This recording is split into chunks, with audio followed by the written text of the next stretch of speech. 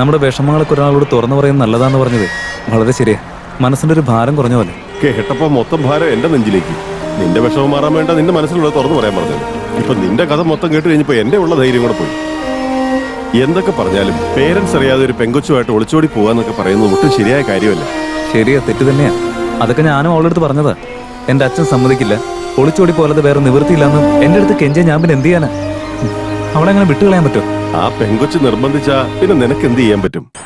ചെന്നൈയിലേക്ക് പോകുന്ന bus platform number 2 നിന്നും അല്പസമയത്തിനുള്ളിൽ പുറപ്പെടും. ആ എന്റെ ബസ് ദേ എടുക്കാൻ പോവാ. അപ്പൊ പിന്നെ കാണാം. ദേ നോക്ക് സൂര്യ, നീ ഒരു നല്ല പയ്യനാ. നിന്റെ ജീവിതത്തിൽ നല്ലതേ നടക്കും. നിങ്ങൾ തമ്മിൽ ഒന്നിക്കാൻ നിങ്ങൾക്ക് വേണ്ടി ഞാൻ പ്രാർത്ഥിക്കാൻ മോനെ. All the best. Thank you sir. വരട്ടെ.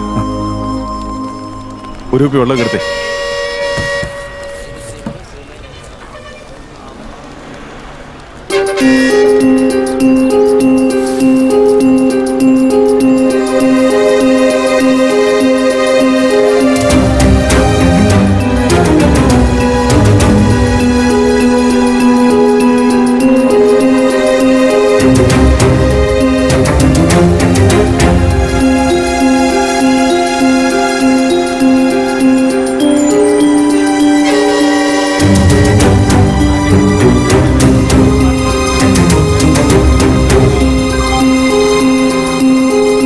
എത്ര നേരമായി? അതൊക്കെ പിന്നെ പറയാം, ചെല്ല്.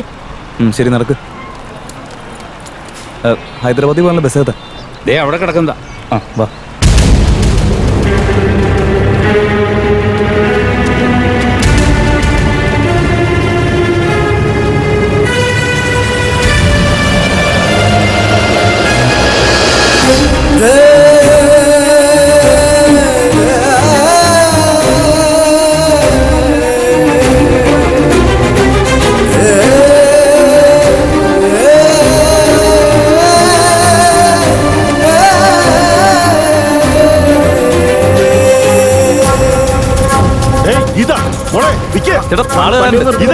വണ്ടി പോകട്ടെ.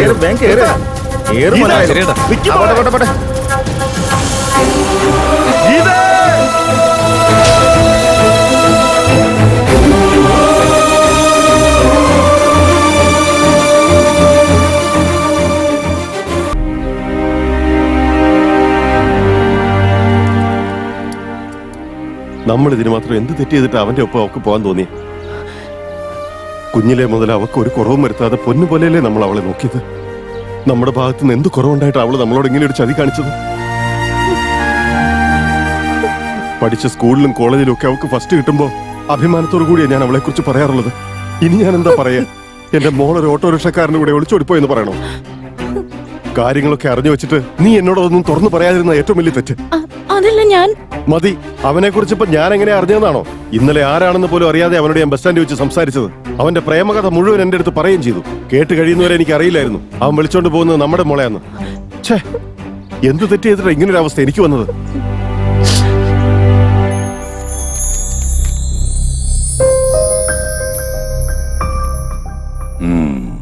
നിങ്ങളുടെ മോള് സൂര്യ എന്ന ഓട്ടോക്കാരൻ്റെ കൂടെ ഒളിച്ചോടി. അവന്റെ കൂടെ തന്നെയെന്ന് നിങ്ങൾക്ക് എന്താ ഇത്ര ഉറപ്പ്? അവൻ തന്നെ സാറേ പറഞ്ഞു. എന്താ? അവൻ തന്നെ പറഞ്ഞോ? അതെ സാറേ, അവന്റെ പ്രണയം ആരംഭിച്ചത് മുതൽ ഹൈദരാബാദിലേക്ക് ഒളിച്ചോടി പോകുന്നവരെയുള്ള സകല കഥ അവൻ എന്നോട് പറഞ്ഞു. എന്നിട്ട് നിങ്ങളപ്പോ ഒന്നും ചെയ്തില്ലേ? അവൻ അവന്റെ പെണ്ണിന്റെ കൂടെ ഒളിച്ചോടി പോകുന്ന കഥ എന്നോട് പറഞ്ഞത്. പക്ഷെ കൂടെ പോകുന്ന എന്റെ മോളാന്ന് എനിക്ക് അറിയില്ലായിരുന്നല്ലോ. ഇത് മൊത്തം കൺഫ്യൂഷനായി. അല്ല, നിങ്ങൾക്ക് അവനെ എങ്ങനെ അറിയാം? ഞാനിപ്പോ എന്ത് പറയാനാ സാറേ, എല്ലാം എന്റെ വിധിയാ. എനിക്കൊരു ശീലമുണ്ട്. അതെന്താ?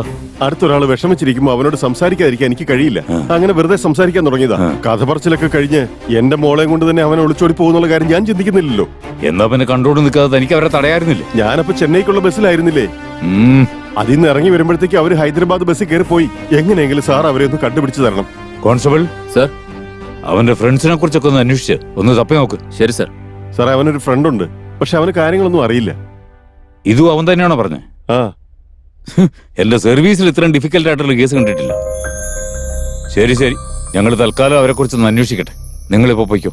എന്തെങ്കിലും വിവരം കിട്ടിയാൽ അറിയിക്കാം. ശരി സാർ.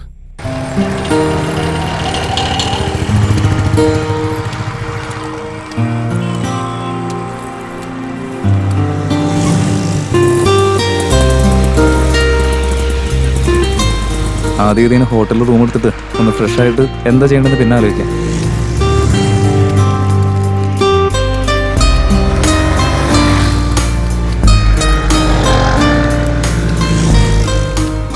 ചേട്ടാ ഇവിടെ അടുത്തുള്ള ഹോട്ടലുണ്ട്. ആ ഉണ്ട്, കയറിക്കോ. ആ കയറി.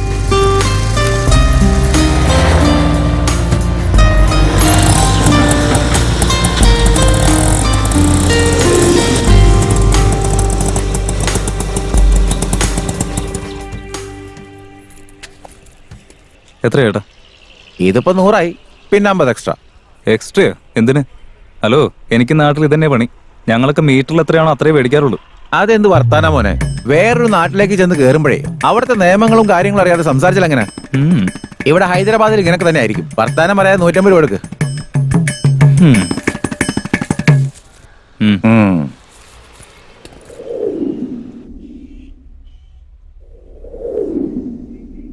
ചേട്ടാ ഒരു റൂം വേണം. എത്ര പേരുണ്ട്? എവിടെന്നാ വരുന്നത്? 2 പേരുണ്ട്. എറണാകുളത്ത് നിന്ന് എന്താ? 2 പേരുണ്ടോ? എന്നിട്ട് മറ്റേ ആളോ? ആ പെങ്കൊച്ചാ അതെ ചേട്ടാ. കല്യാണം കഴിച്ചാണോ? ഇല്ല ചേട്ടാ. ഇതേ നോക്കുവാനെ, കല്യാണം കഴിക്കാതെ വരുന്നവർക്ക് ഇവിടെ റൂം കൊടുക്കാറില്ല. പോകാൻ നോക്ക.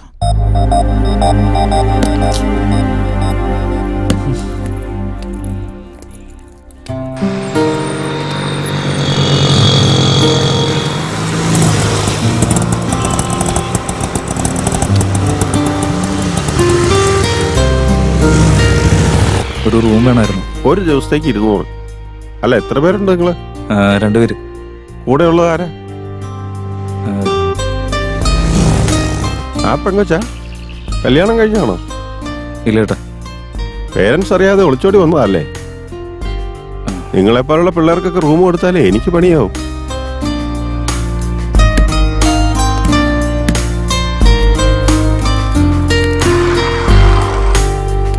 ഒരു റൂം വേണല്ലോ. ID പ്രൂഫ് ഉണ്ടോ ഇതില്? ID പ്രൂഫ് ഇല്ലാതെ ഇവിടെ ആരും റൂമൊന്നും തരില്ല.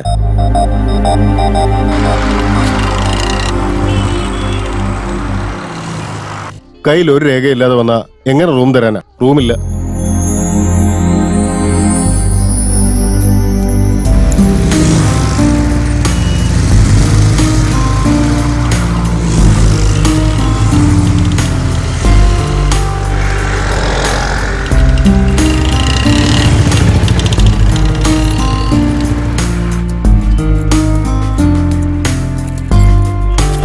നടക്ക്, പോവാം.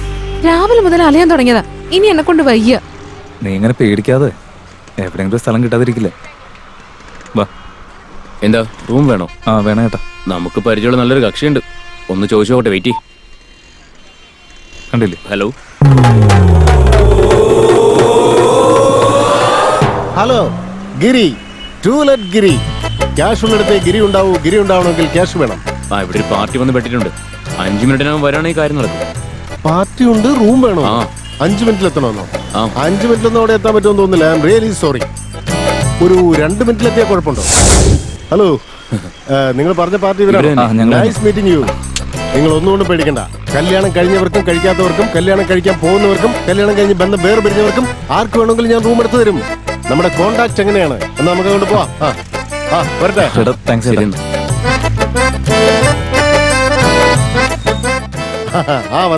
വന്നാട്ടെ. കണ്ടില്ലേ, വ്യൂ കണ്ടില്ലേ? വളരെ പീസ്ഫുൾ ആയ സ്ഥലമാണ്. ഇതാണ് നിങ്ങൾ താമസിക്കാൻ പോകുന്ന കൊട്ടാരം. വന്നാട്ടെ.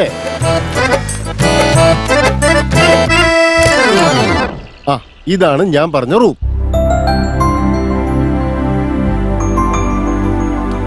ഇതിന്റെ റെന്റ് 300 രൂപ.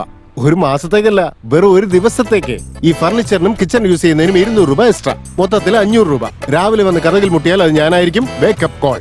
നിങ്ങളുടെ പോക്കറ്റിൽ ക്യാഷ് ഉണ്ടെങ്കിൽ ഇവിടെ തങ്ങാം, അല്ലെങ്കിൽ ആ റോഡ് സൈഡിൽ കിടക്കേണ്ടി വരും. വീക്ക്ലി പാക്കേജ് എന്തെങ്കിലും ഉണ്ടോ? വീക്ക്ലി പാക്കേജോ? നല്ല ഓഫർ ഉണ്ട്. ഒരാഴ്ചത്തെ ക്യാഷ് അഡ്വാൻസ് ആയിട്ട് തരേണ്ടി വരും. ഓക്കെ? വേണ്ട, ഇത് മതി. പറയാൻ മറന്നു. For your kind information, stock market പോലെ എന്റെ മൂഡിനനുസരിച്ച് റേറ്റ് കയറിക്കൊണ്ടിരിക്കും. മൂഡ് നല്ലതാണെങ്കിൽ റെന്റ് കുറയ്ക്കോ? പിന്നെന്താ സംശയം? കുറയ്ക്കും. 300 രൂപ കൂട്ടിയിട്ട് 100 രൂപ കുറയ്ക്കും. പിന്നെ ഇവിടെ ഈ വെള്ളത്തിന്റെ പ്രശ്നമുള്ള കാര്യം നിങ്ങൾക്ക് അറിയില്ലായിരിക്കുമല്ലോ അല്ലെ? കുറച്ച് നാൾ ഇവിടെ താമസിക്കുമ്പോൾ അതൊരു പ്രശ്നമേ അല്ലെന്ന് നിങ്ങൾക്ക് തനിയെ മനസ്സിലാവും. ഇന്നത്തെ റെന്റ് 500, നാളത്തെ റെന്റ് 500. നിങ്ങളുടെ കല്യാണം കഴിയാത്തതുകൊണ്ട് 400 രൂപ ടാക്സ്. മൊത്തത്തിൽ 1400 രൂപ തന്നാൽ ഞാൻ ഇപ്പൊ തന്നെ ഇവിടുന്ന് വണ്ടി വിട്ടേക്കാം. അടിപൊളി, താൻ ആള് ഷാർപ്പാണ് കേട്ടോ. എന്ന് വെച്ച് ഞാൻ 100 രൂപ തിരിച്ചു തരാതിരിക്കുന്നു വിചാരിക്കണ്ട. ആ ഇതാ ബാക്കി 100 രൂപ. നാളെ വരെ നമ്മൾ തമ്മിൽ ഒരു ബന്ധവുമില്ല. മറ്റന്നാൾ നമുക്ക് മീറ്റ് ചെയ്യാം, ഓക്കെ? ആ എങ്ങനെ നോക്കിയാലും മെയ്ഡ് ഫോർ ഈച്ച് അതർ ആണ് കേട്ടോ. അതുകൊണ്ട് എന്തെങ്കിലും കൺസെഷൻ ഉണ്ടാവോ? ഞാൻ അകത്തേക്ക് പോട്ടോ.